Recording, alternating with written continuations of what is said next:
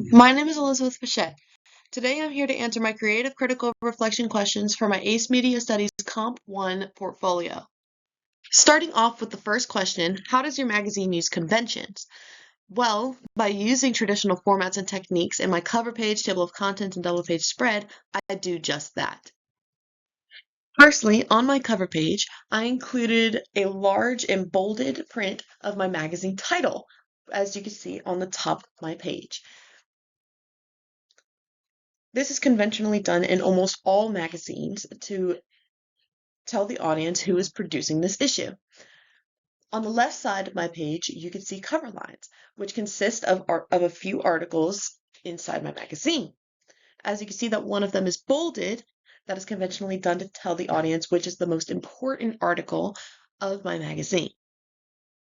Moving forward, what is conventionally done in specifically fashion magazines is they include the trends of the recent season. In my case, I wrote cheetah print, and below that, in smaller writing, burgundy reds, navy blues, and forest greens. Moving on to my table of contents, I heavily used professional examples to create this spread. One of the examples that I saw, they used their magazine title for their contents title. I thought this was a really good idea and I tried it and was satisfied with the results. Another result I was satisfied with was after seeing an example of their means of organization, I added lines to separate my text and it made it much easier to read from left to right. Another thing that made it easier to read was having different font sizes and different colors. This made it easier to differentiate each thing separately.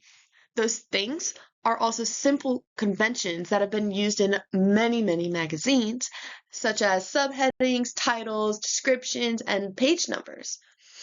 I also included photos related to the context to give my readers visual representation and an aesthetic appeal. Lastly, in my double-page spread, I wrote a long article based off the topic of choice, which has been done in many magazines. But in my case, I wrote about the fashion's age of social media.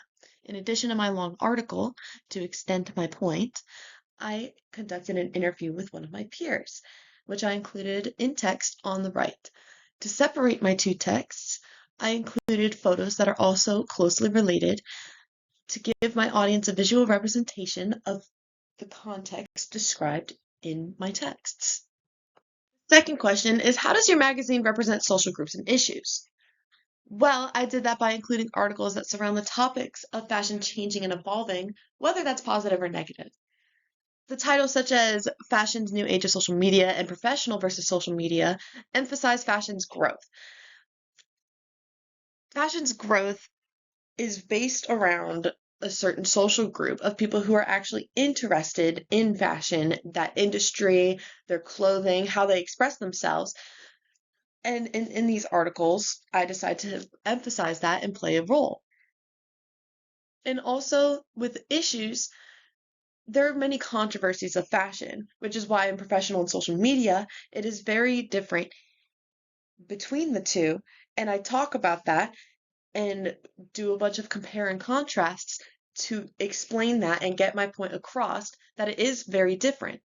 And even if it is negative, it is also positive.